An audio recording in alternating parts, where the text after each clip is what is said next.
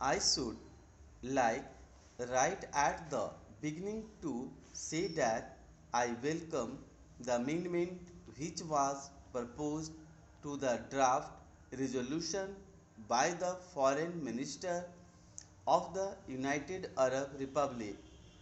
The amendment makes effective change, but I think it is a happier way of putting forward the idea contained in the resolution. When I had the privilege to put forward the resolution from 5 nations before this assembly, I expressed the hope that it would be accepted unanimously. It did not seem to me reasonably possible that any member of this assembly could object to the resolution. It was straightforward. It contained nothing in it against any individual or this group or that group, but it did represent a strong and passionate desire that things should get moving and that this assembly should not sit paralyzed as if it could not act. Therefore, it was with considerable surprise that I received the paper containing an amendment on behalf of Australia. I read it with care. I found some difficulty in understanding it, and the more I read it, the more surprised I was that any member of this assembly should have put this forward as an amendment.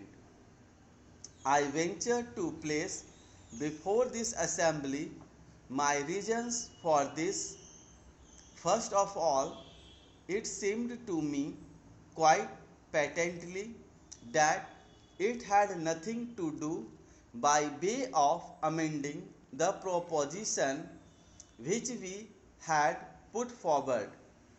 It is not an amendment.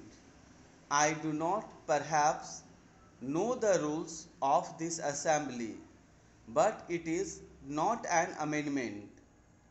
It may be, of course, a separate resolution in some form or another and might have been brought forward and considered by this House. If it was so considered, I would have had much to say about it and against it.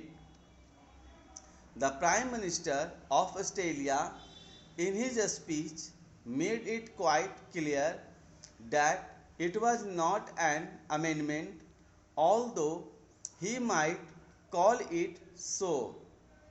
Therefore, I could not quite understand what meaning lay behind this amendment. I have the greatest respect for the Prime Minister of Australia, more especially for his keen mind and ability. I wondered if that keen mind had not tried to cover up with a jumble of words something which had no meaning at all. I was particularly keen to listen to the Prime Minister of Australia in the hope that he might throw some light on this aspect.